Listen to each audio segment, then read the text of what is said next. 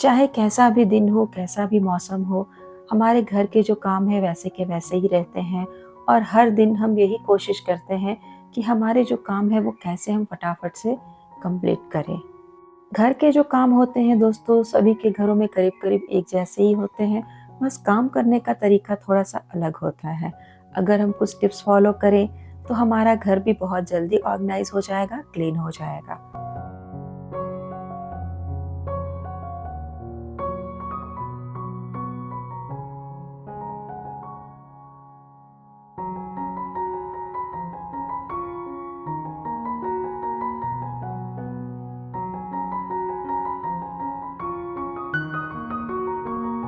Hello everyone, welcome back to my another video. I hope आप सब हमेशा की तरह बिल्कुल अच्छे होंगे और आज मैं आप लोगों के साथ कुछ ऐसे ही हैक्स और टिप्स शेयर करने जा रही हूँ जिससे आप अपने घर को बहुत ही जल्दी समेट सकेंगे। चाहे कितना भी बिखरा हुआ घर क्यों ना हो, आपके काम जो है वो फटाफट से हो जाएंगे और आप अपने लिए भी थोड़ा सा वक्त निकाल पाएंगे।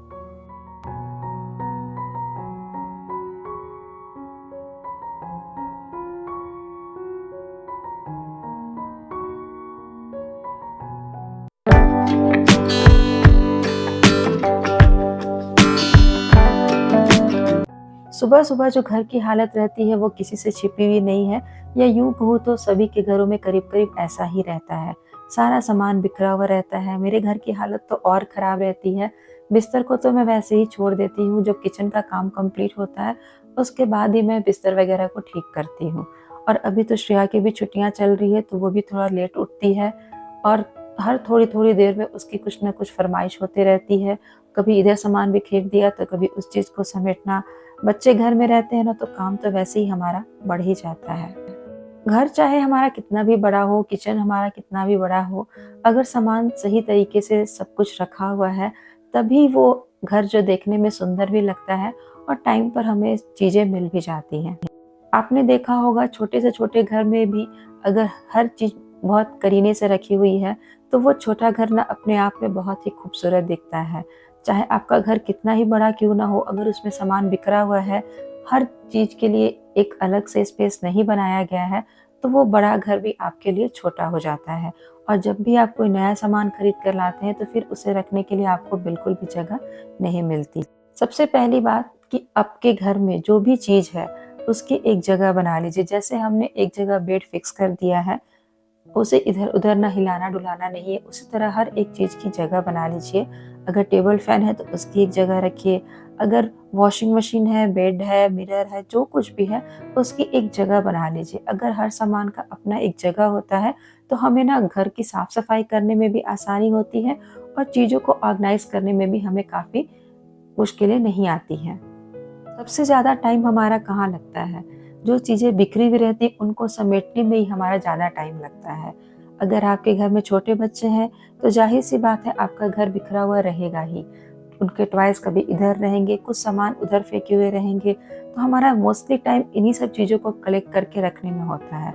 मैं लिविंग रूम में एक बास्केट रखती हूँ, जब बेटू खेलने में बिज़ी रहता है, तो उस समय तो उसके सारे टॉयज़ बिखरे हुए ही रहते हैं।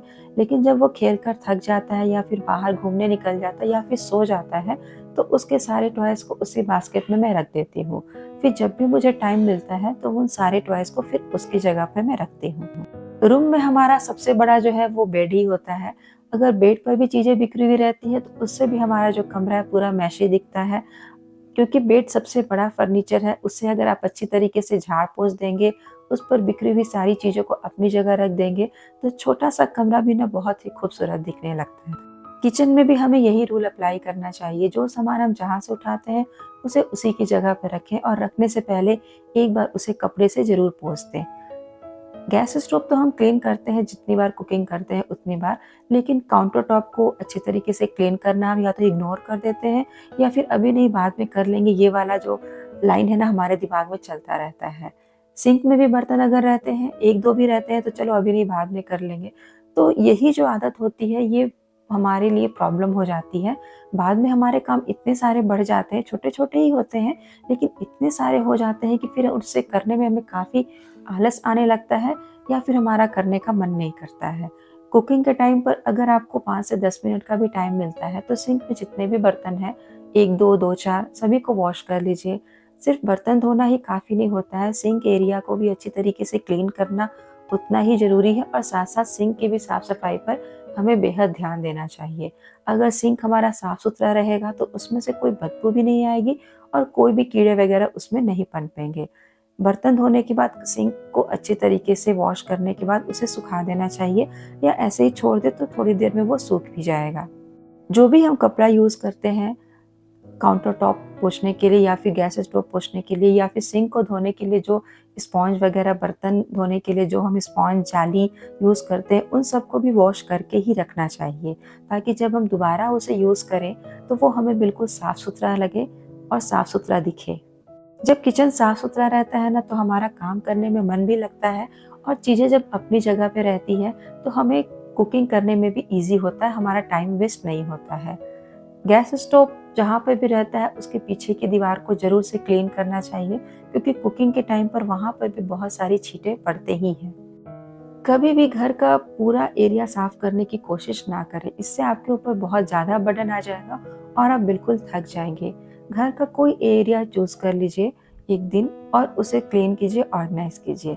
जैसे कि मैंने आज डिसाइड किया है कि मुझे आज विंडो क्लीन करना है, तो मैंने विंडो क्लीन कर लिया अच्छे तरीके से और अगले दिन मैं सारे फर्नीचर को क्लीन करूँगी, उसके अगले दिन मैं कुछ और काम करूँगी। तो ये जो प्रक्रिया चलती रहेगी तो 1 हफ्ते के बाद आपको विंडो क्लीनिंग करने का फिर से टाइम मिल जाएगा या फिर वो टर्म आ जाएगा, तो इससे आपका पूरा घर क्लीन भी हो जाएगा।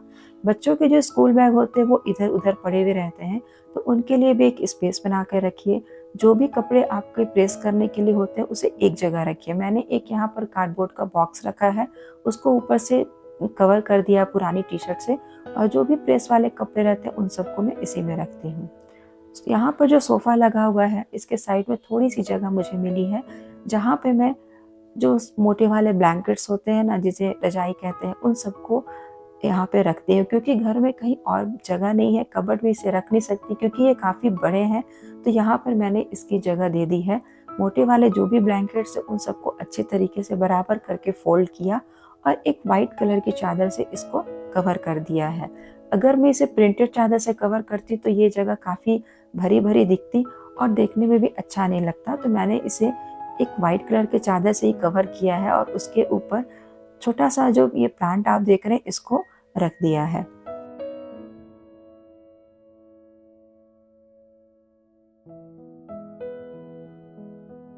घर में भले ही आपकी कितनी भी जगह क्यों ना हो, अगर आप सारी जगह यूटिलाइज़ कर लेंगे, तो फिर आपको चलने के लिए भी जगह नहीं मिलेगी या फिर हर चीज़ को रखने के लिए अगर आप ऑर्गनाइज़र ही खरीदते रहेंगे, तो पूरे घर में सिर्फ़ आपको ऑर्गनाइज़र ही दिखेगा और घर में स्पेस बिल्कुल भी नहीं दिखेगा।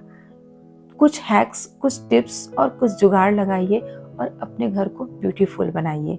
हर चीज़ के लिए एक जगह बना दीजिएगा, तो वैसे भी आपका घर ऑर्गनाइज़ दिखेगा और ब्यूटीफुल दिखेगा।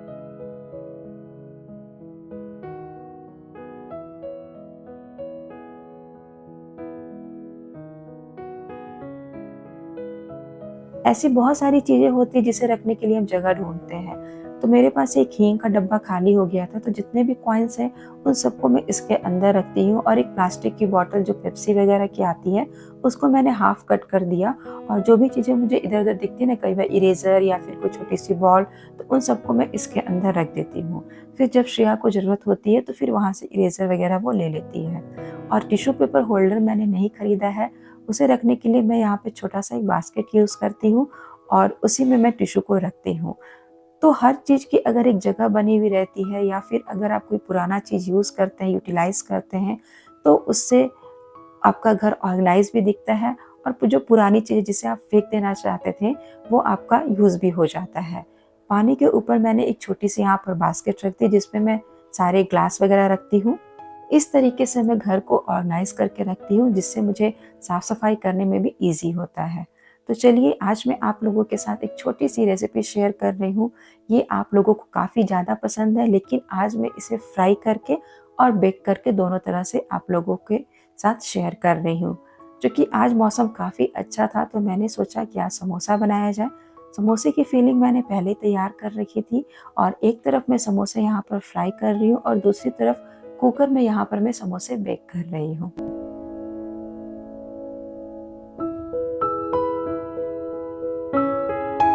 यहाँ पर समोसे जो मैंने कढ़ाई में डाले थे फ्राई होने के लिए वो फ्राई हो चुके हैं।